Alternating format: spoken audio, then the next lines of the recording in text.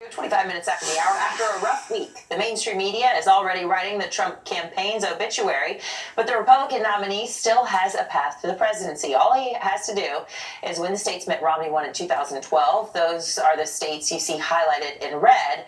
And then he has to add Ohio, Florida, and Pennsylvania, and he would secure 273 electoral votes. Here with more Republican pollster Jim McLaughlin. Good morning. Thanks for joining us. Annie. Great to see you. So you've got some states that we need to keep our eyes on, some swing states. North Carolina, the Tar Heel state, is the first one up, and historically that would vote Republican, but in 2008 it went to Obama, and then 2012 to Romney. What are you seeing now? You're exactly right, and it is the ultimate swing state. I'd probably say out of the three states you already mentioned, Florida, Ohio, and Pennsylvania, I would say if you throw North Carolina into that mix, as long as Donald Trump wins 3 out of those 4 states, he can still win the presidency, and he's right there right now.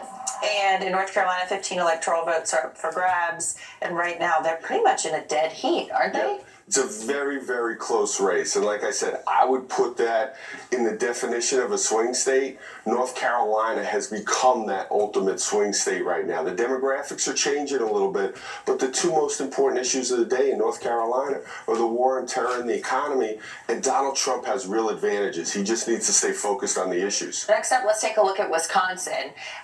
10 electoral votes are up for grabs there. It's voted Democratic since 1988, and Hillary Clinton leads Trump by 5.6 at the moment. Yeah, and I go back to, you look at 1988. At this time, George Bush was actually trailing Michael Dukakis by about 17 points. So he's doing even better, significantly better back then. But if you look at Wisconsin specifically, again, there's some problems there in the economy. They think Barack Obama and Hillary Clinton's policies have left them behind there, and that gives Donald Trump a real opportunity. Yeah, he's got a lot of blue-collar support, and there are some blue-collar voters there. Yeah. In Virginia, next up, 13 electoral votes up for grabs there. Voted for Democrat the past 2 elections, and Clinton leads Trump by 5.3. How much do you think Kaine will help Clinton? Not a lot. No. Because, Tim Kaine is very vanilla. I would say he's kind of a boring socialist.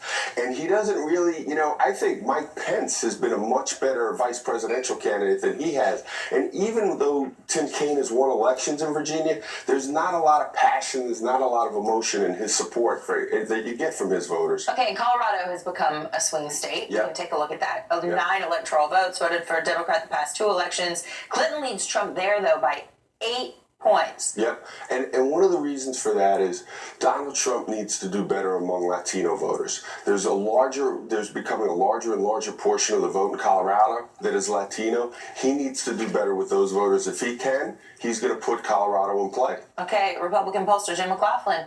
Appreciate your time today and your expertise. Now go out to the beach with your kids. That's where you're headed, right? Sounds like fun. Enjoy. All right, 28 minutes after the hour.